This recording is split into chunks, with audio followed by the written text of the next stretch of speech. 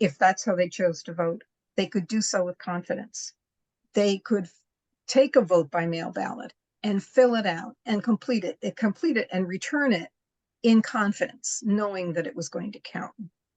So it was a long process, but essentially what we did was to come up with something where we would register kids to vote, and there are a couple of different ways to do that. And then we would work with the County Board of Elections. And in some cases, the County Board of Elections just goes whole hog, and they will actually help the school create a sample ballot based on school issues, and then program those into the voting machines. They bring the voting machines to school. They print a sample ballot, or the school can print a sample ballot from what is going to be programmed in there. So the kids learn how to read a sample ballot. And then when they go to actually vote, they can sign on the tablet so that that's familiar.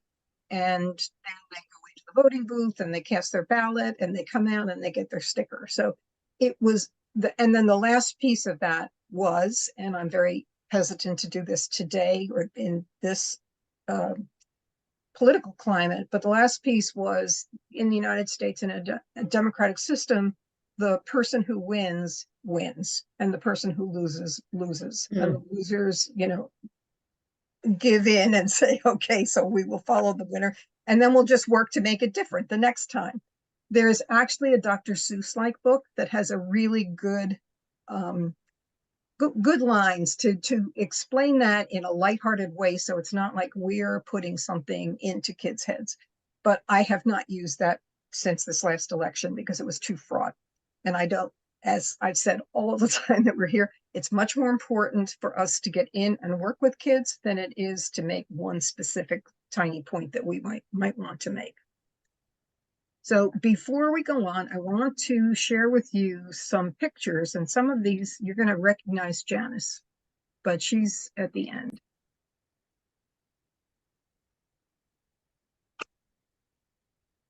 Okay, so these were some of the things that we did. And what I just described is pretty complicated. It doesn't have to be that complicated. We've gone into middle schools in a civics day, and we have done a very short video, a short slide presentation with the kids, and then the machine is there and the kids can go up and they can vote for their favorite baseball team. And then they get the results at the end. Circle says start early. So this is relatively early. And so we start getting them to think this is a pretty cool thing to do. We've gone to colleges, and this is Rowan College of Burlington County, which is in the southern part of New Jersey. We had the Board of Elections and the local League of Women Voters set up a voting simulation in their student union building, the student, where everybody's walking through and there's food and all that kind of stuff. So the kids had the chance to register to vote right there. They had the chance to use the tablets in a mock fashion, and then they actually got to go in and vote. Those were individual kids. I mentioned we went to Red Bank Regional High School 2 weeks ago. These were the incoming freshmen who were participating in the Fighting for the Vote lessons. They also had the opportunity to see that slideshow and then to actually go in and vote. And then this was the thing that just has my heart happy. This was Plainfield High School. Now that's a big school, and I'm going to let Janice tell you a little bit about Plainfield if her directions aren't giving her away. Are you there, Janice? All right. If not, Plainfield is. I'm here. I'm sorry. It took me a while to get myself together here. Okay. Can you see me? I don't know. Am I on the screen? I have the screen share on with the slides. Okay, that's okay. Can you see the slideshow or no? I can see the slideshow. I can. Thank you. I'm driving. Anyway, I apologize. I had something to do, but I did not want to miss this. Okay, just tell them a little bit about what we did. So we worked together with the social studies supervisor of the district to, find out what kids were not registered. So he did that a couple of weeks before our event.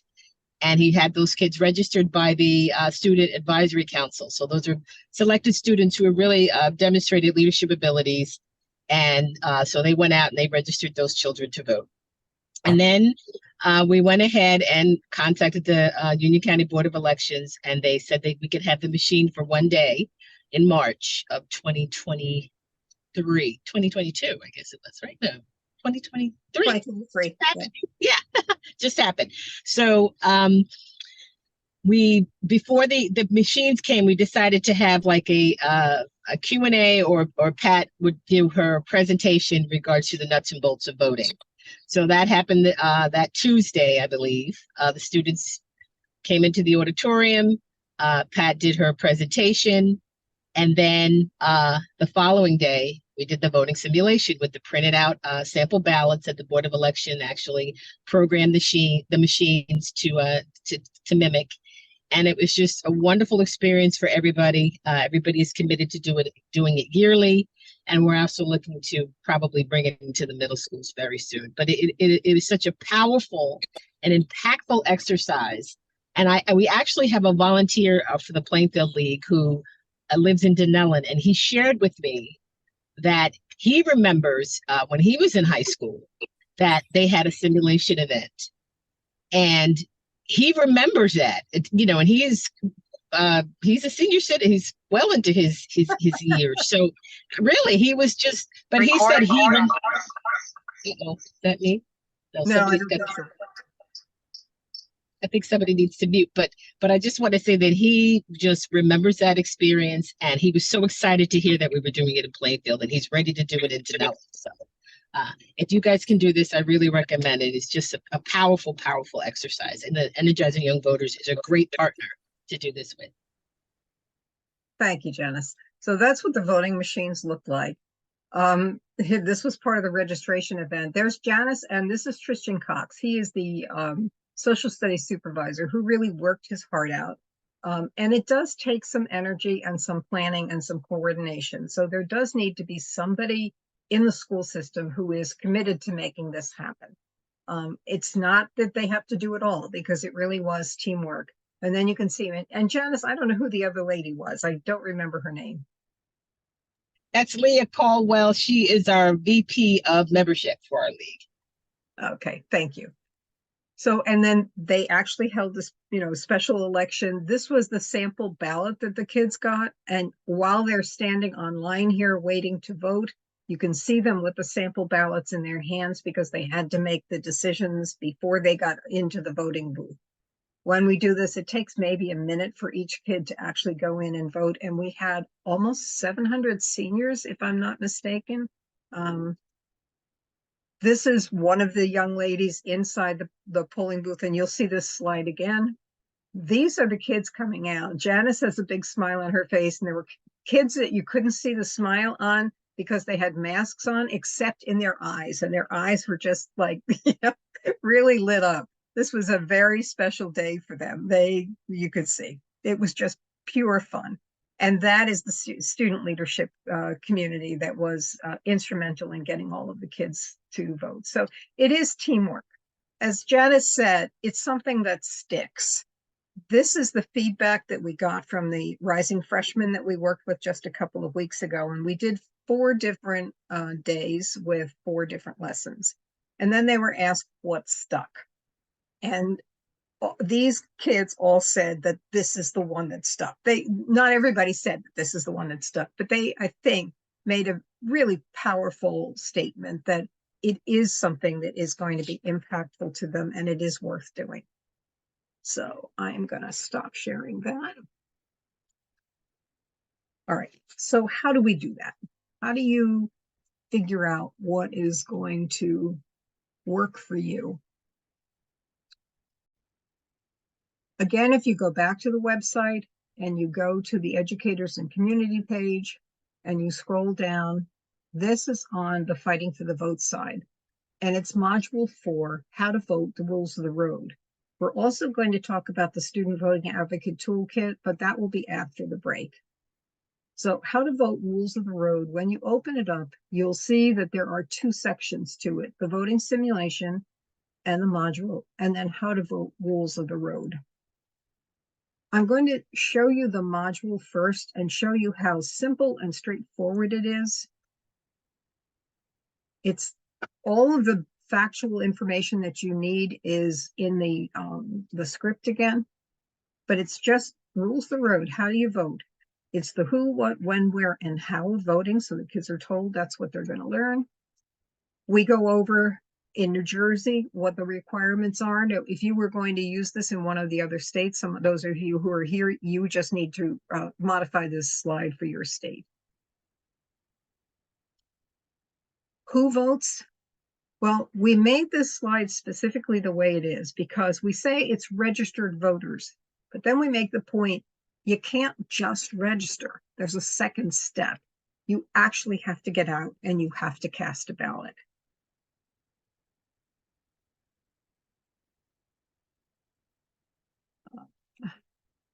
What do we vote for? We vote at the national level for the president, the vice president, the assembly, the Senate. We vote at the state level for our representatives for the state. We vote at the county level. We vote at the local level, and we vote at the Board of Education level. And every time we vote, we are picking the people who are going to make the decisions that impact our lives. The people who make the ones that impact us most closely are the county, the local, and the Board of Ed elections. So if we ignore those elections or just figure they're not important, we're really impacting our lives most significantly. When do we have elections? And then this is in New Jersey. Again, you'd have to modify this in another state, but in June, we hold primary elections. And in November, we hold general elections. We tell the kids now in June, in the primary elections, what you're voting for is the person that you want to see on the ballot in November. So in the primary elections, Republicans get to vote for the Republican candidate they want to run for office that everybody will have a chance to vote for in November. And Democrats will vote for the Democratic candidate that will be on the ballot in November so that everybody gets a chance to vote on that person or the other person. There are also special scheduled elections, and those in some cases in New Jersey are Board of Education elections, which are not held necessarily at the same time as the general elections. Or if someone needs to move and that position needs to be refilled, there are several different kinds of special elections. And new in New Jersey, something that's important for our kids to understand is that we now have early voting. And that can help resolve some of the concerns kids have about the barriers that might exist to helping them have the opportunity to vote. We tell them that for our general elections in November, there is now a 9-day period during which they can vote.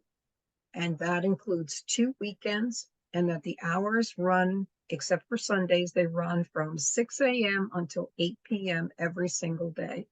So they don't have to take time off on a Tuesday in order to vote. They have lots of other days and times when they can get to the polls if they want to vote in person.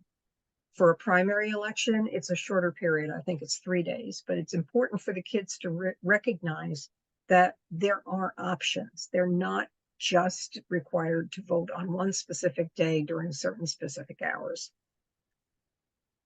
If they choose to vote in person, they go to what's called a polling place.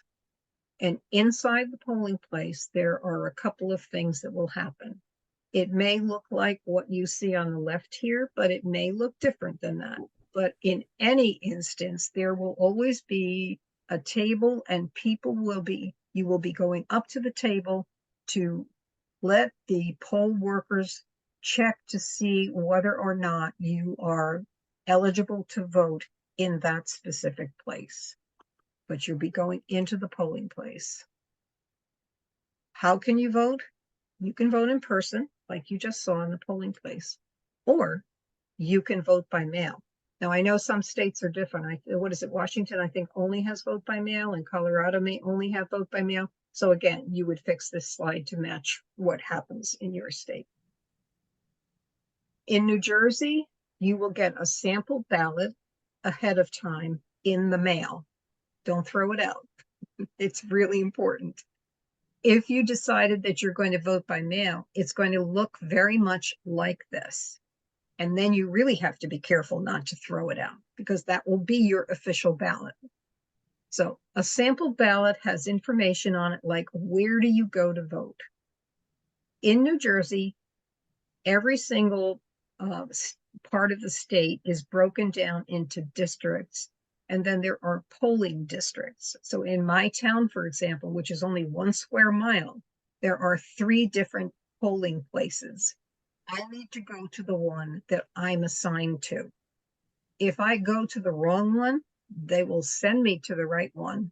But if I have a transportation issue, that might present a problem for me. So it's really better to look very carefully at where you need to go to vote and then make sure that that's the place that you've got in your calendar so you get to the right place on election day if you're going to vote in person.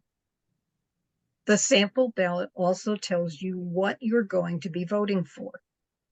And that will be both the choices of candidates, and if there is a public question, which means you're being asked to vote yes or no on something like, should marijuana be legalized? That public question will also be there with a very short explanation of what it means if you say yes and what it means if you say no.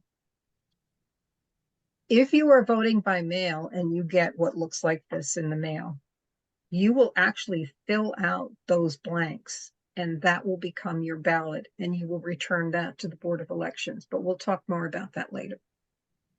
The other thing that is on the sample ballot are directions. It will tell you how to vote. All right, so let's talk about just a couple of other things.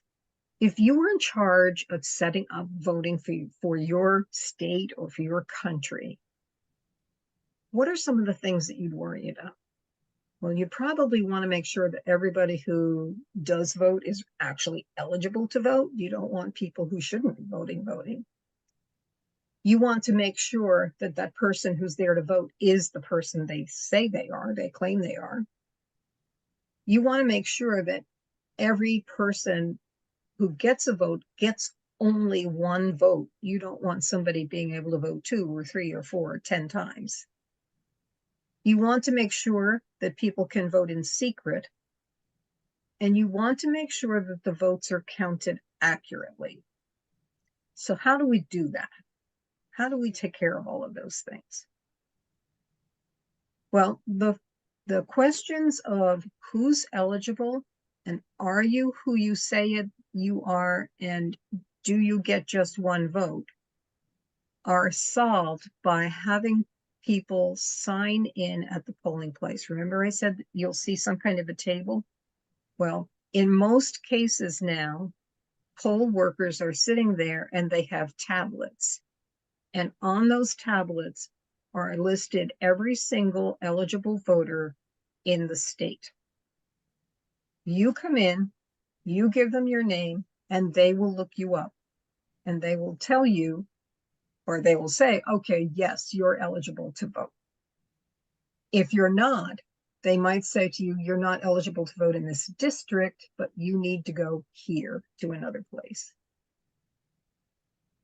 You will sign the tablet, and that signature on the tablet will be compared to the signature that was on your voter registration form, or in New Jersey, your driver's license or non-driving ID form, because we have automatic registration now for when students register, when students get their driver's license, they are automatically registered to vote. So it's either the signature that's on their driver's license that's in the records or the signature that was on the form that they filled out to register to vote. When they write their signature, it has got to be a match to what's already in the record.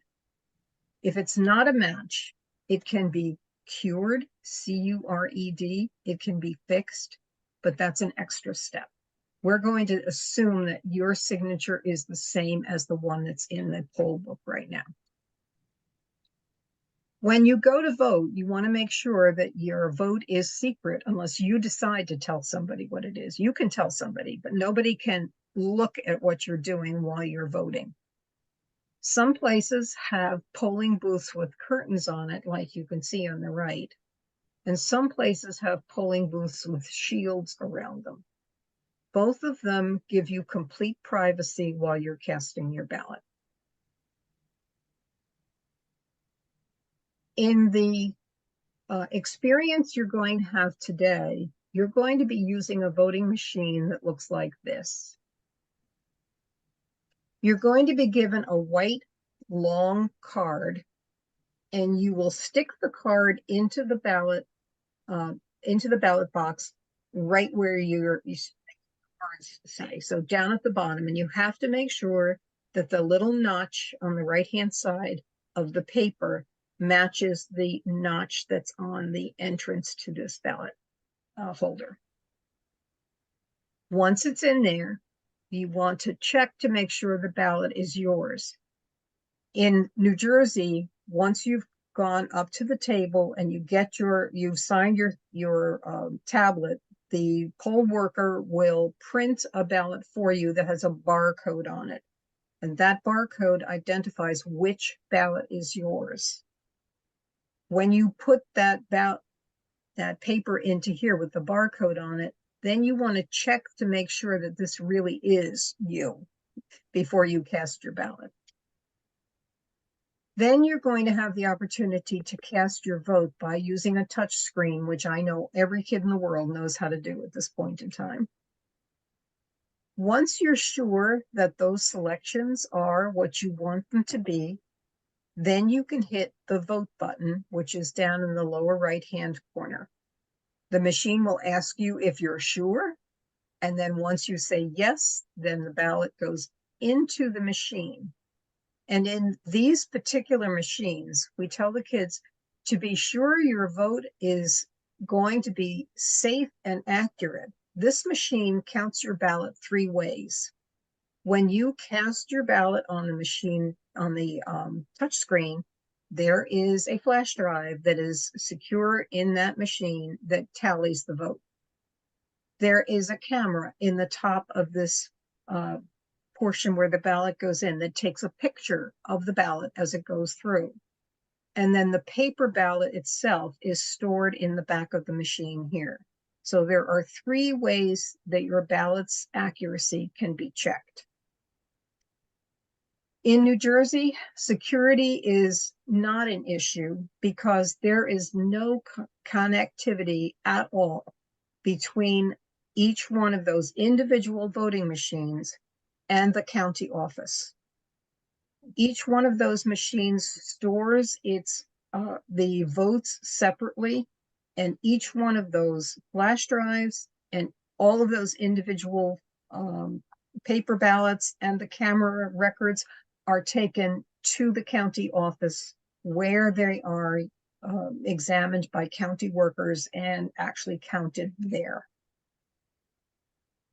If you need more information, there are a couple of places that you can go for very accurate, rock-solid information. One of those is from the League of Women Voters website called vote411.org, and it will give you all the election information you need. One of the things that I love about it is that there is a first-time voters checklist on that website. So go to the website and check it out for yourself. The other thing that you can do is to go to the New Jersey Voter Information Portal. There is a page specifically for students. It tells you the 3 ways you can vote. It goes into great detail about how to vote by mail, information about early voting. You can find your specific polling location by going there. It tells you where the drop box locations are if you decide that you're going to vote by mail. You can also track your ballot here. You can register to vote. You can check to see if you're registered. You can find out about other ways that you can get more information about voting. So it's a very useful website. There is an app that they have available now. So for New Jersey, if you go to New Jersey elections, I think it is .gov, you'll be able to get to the app. It's also available on, Google Play, as well as apps, the Apple apps. So anyway, I'm going to stop sharing that. All right, so that's the slideshow that we give the kids quickly. when possible, I have kids learn how to speak each one of those pages, because the information coming from another student is going to be listened to much more carefully. Arlene. Yeah, I have a question before I forget. Um, when you are registering for the first time, do you have to register? When do you register? When does a 17-year-old or an 18 register to be a Democrat, Republican, or independent? Because if they don't do one of those, they can't vote in the primary. Right. If they register on the paper form, there is a section on the form that asks them if they wish to declare a party. And they can declare at that point when they register on the paper, whether they want to be a Republican or a Democrat. However, the first time you want to vote in the primary, you don't have to have done that. You can go into the polling place and say, I want to vote in the Republican primary. And then you will be registered as they make you a Republican then?